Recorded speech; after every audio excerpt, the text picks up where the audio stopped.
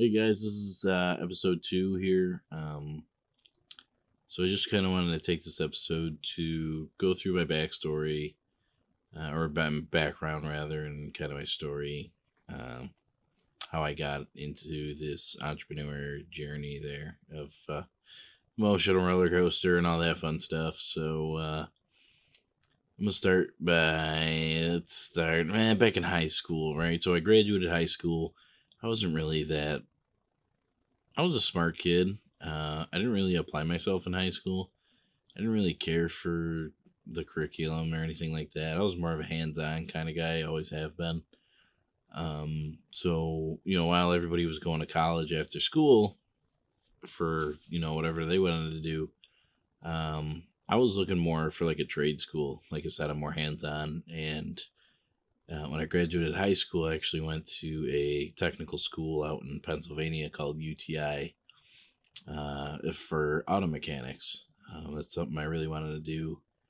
I like tinkering with things, like taking them apart and putting them back together, figuring out how they work and things like that. And I had this dream that I would be the kind of work that I would be doing would kind of almost be like if you Pimp My Ride. I don't know if anybody's ever seen that, but I wanted to customize cars and I wanted to build like performance cars. I never really went to school thinking I was going to repair old clunkers and stuff like that. I guess you got to start at the bottom, but the ultimate goal, the ultimate dream was to, fix up some old cars, some hot rods and things like that. And, put the TVs in there and all that fun stuff. But so I graduated high school. I went to UTI. The program was about a year or so, and graduated there. And then I worked at a few local dealerships around the Rochester, New York area. It was all right. I learned a lot of things. And then I went to, after that, I came home for the summer.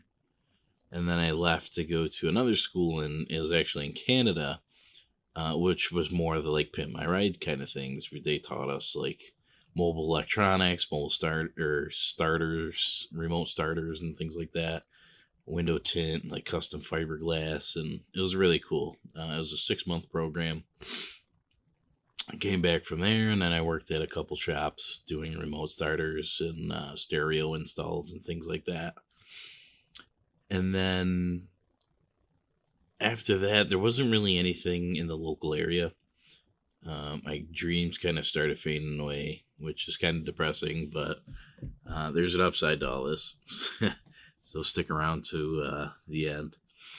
And I became an auto mechanic. I went back to mechanics, and I was working at various dealerships throughout the years. And then I ended up getting into microelectronics.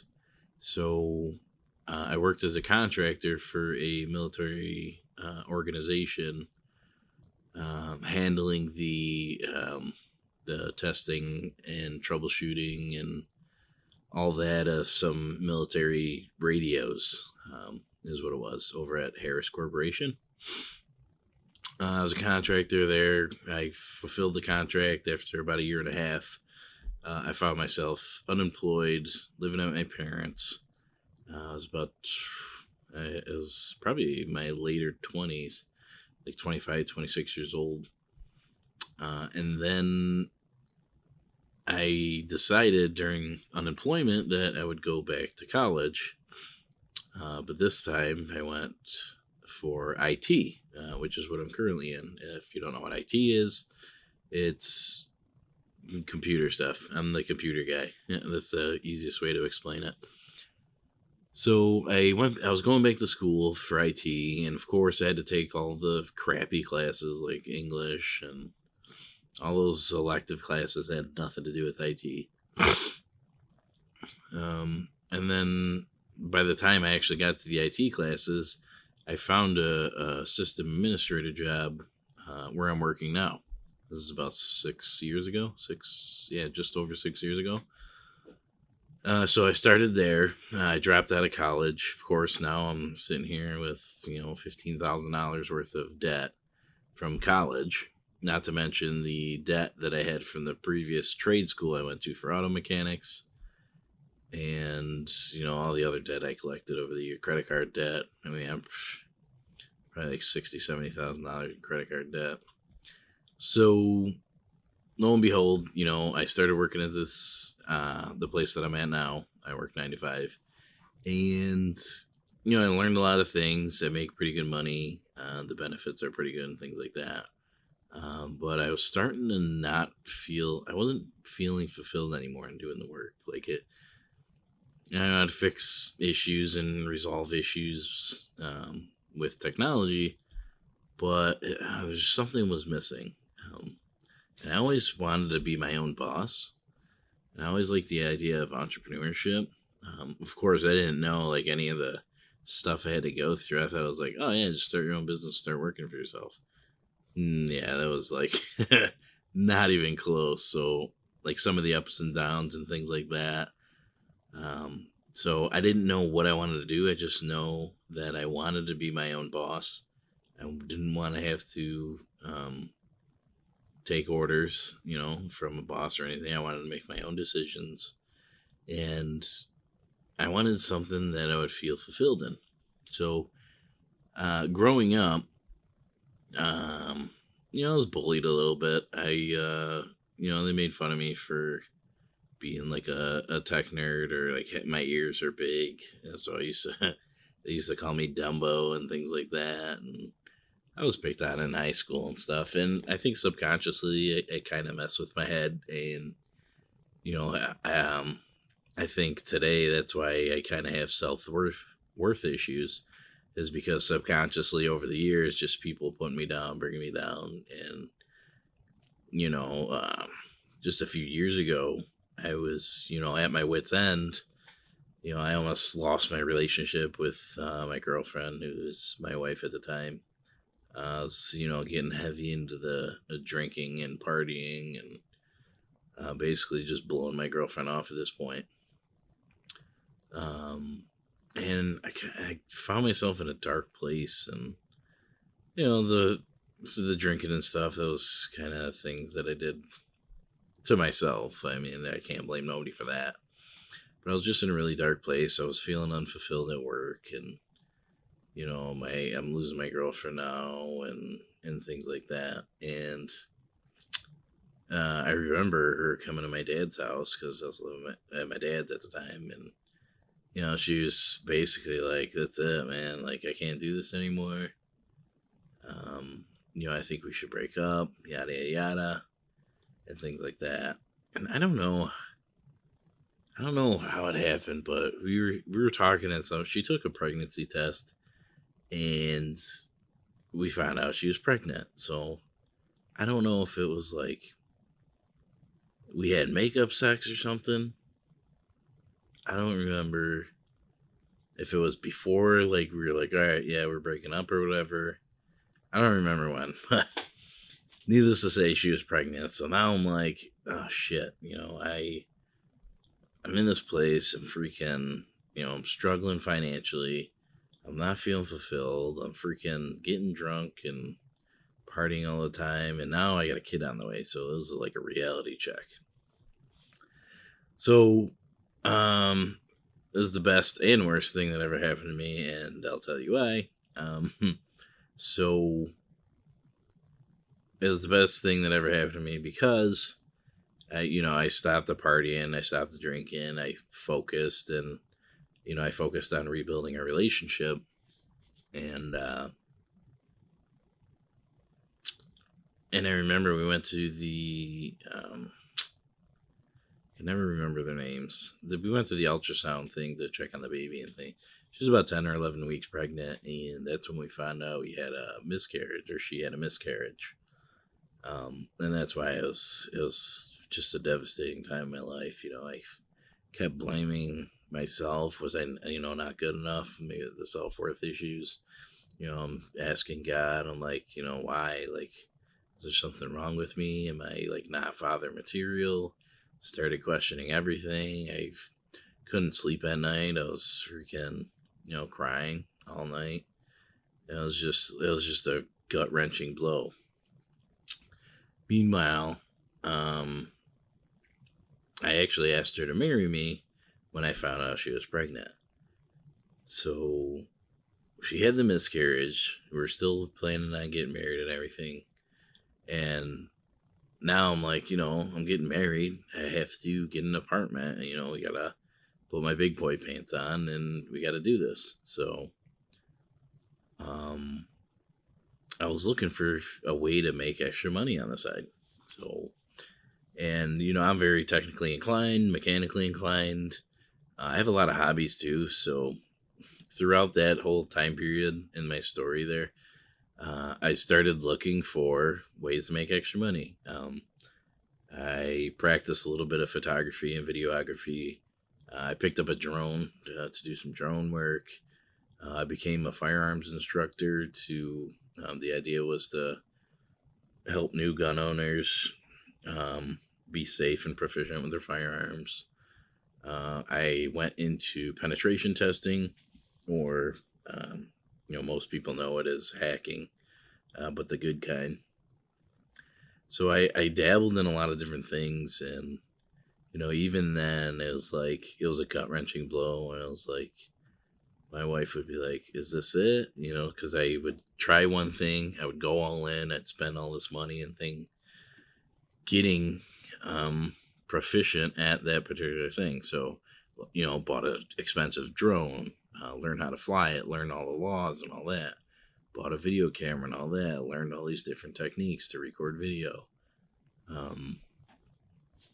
Bought a firearm. Learned how to be safe with it and proficient with it. I did a lot of training. I spent lots of time and money perfecting all these different things. And, it was a gut wrenching blow. And it was like, what's the saying? The saying is, Jack of all trades, master of none. So IT, that was another thing I got into. I've always loved electronics. I used to play video games when I was younger. I actually started playing on the computer and stuff. My dad was showing me how to do it, and after a couple of weeks, I was showing him how to use the computer and stuff. So I think I actually know that technology is where I'm supposed to be. That's kind of the thing I was created to be. And my mission is to help as many people as possible solve issues using technology. So here I am, married, or about to get married, got an apartment, and we find out my wife's pregnant again. So, and this is with my son. So we were paranoid the whole pregnancy because we didn't know if she was going to have another miscarriage or what was going to happen. So it was the longest 9 months of my life. But, he had a healthy baby boy.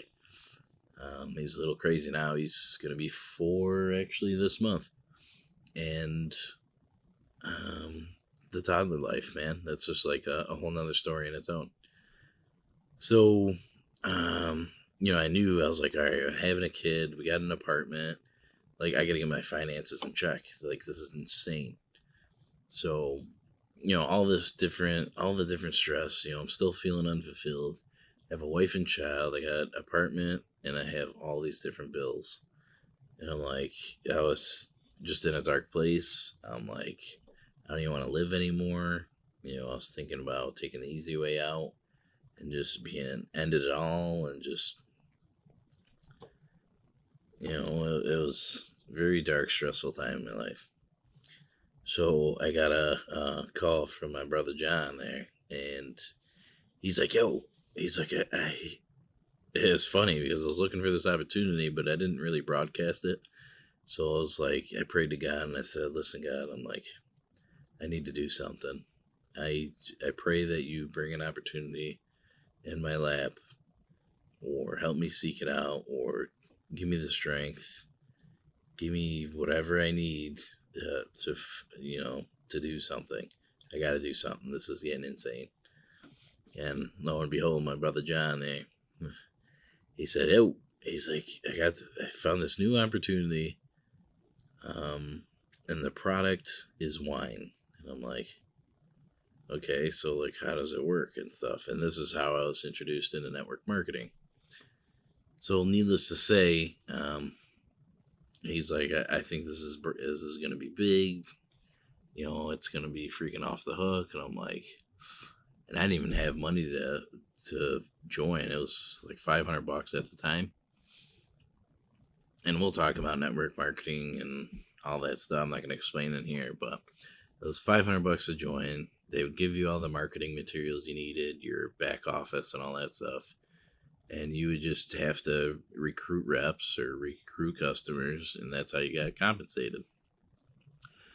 So I'm like, okay. And I'm thinking, like, it's wine. Like, who the hell doesn't drink wine? Like, this should be freaking easier to sell than freaking anything.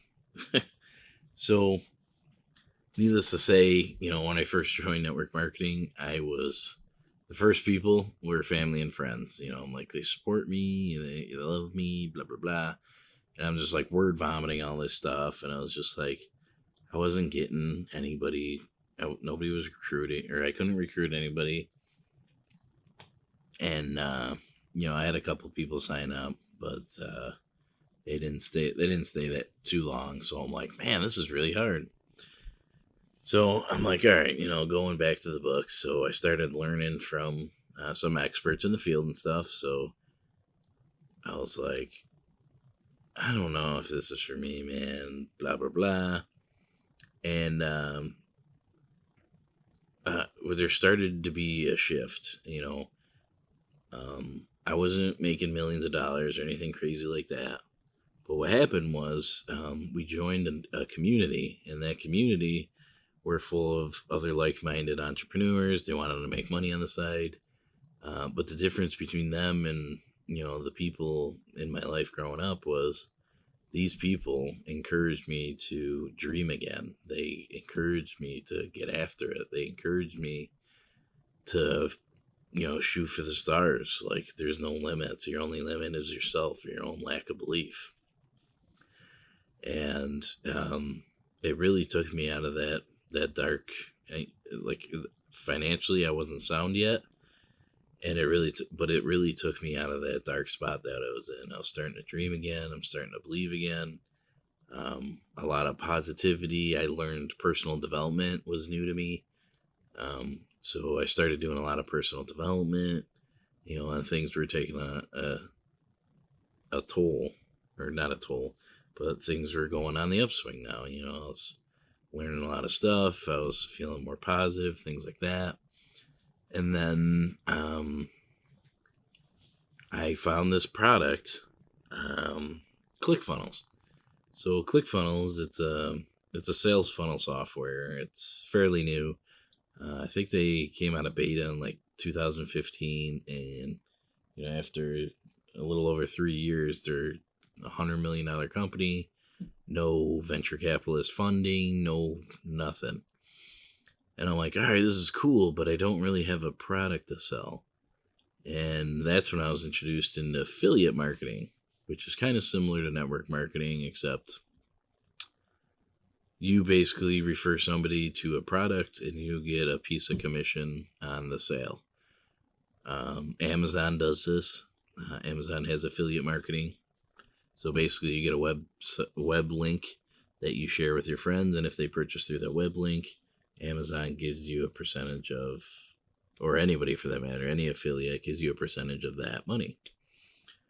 So I'm like, well, this is pretty cool. It's nice because I'm not in network marketing. You have one company. We only had one product at the time, which was wine. But affiliate marketing, I buy shit on Amazon all the time. So I can use that. I can send my links out, or just like stuff that I already use. People would click on it and buy through the link.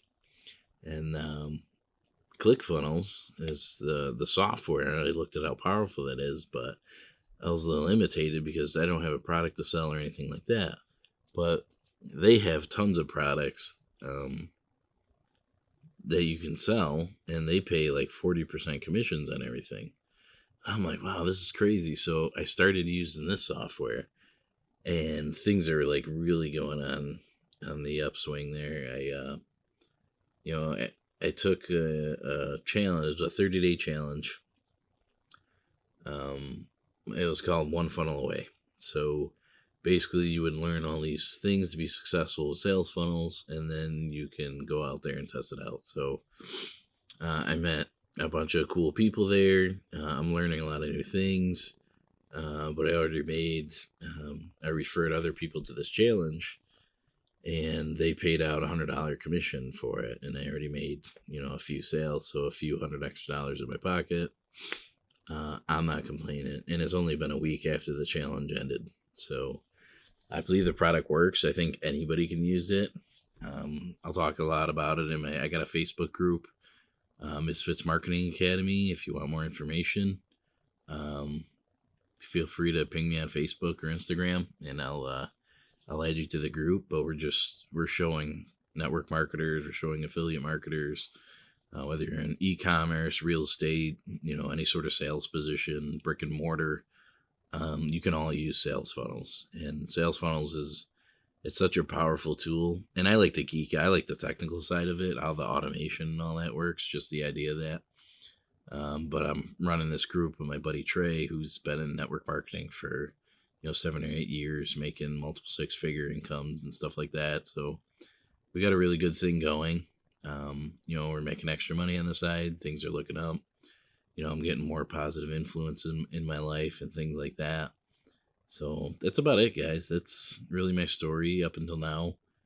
I'll probably record the next episode next week. We'll probably go over some other entrepreneurial struggles. Kind of what it's like to run your own business with a wife and kids. So, it's not always easy. Trying to find times to do things. Maybe we'll go over some tasks and stuff like that. Some of the struggles that I endured when I first became an entrepreneur. I kind of dabbled on it a little bit, but I didn't want to take too much time doing that. But there's probably something within the next couple episodes that we'll go over. So I appreciate you guys for sticking around. Again, you can find me on Facebook.com/Mikey Devlin or Instagram.com/MDevlin87.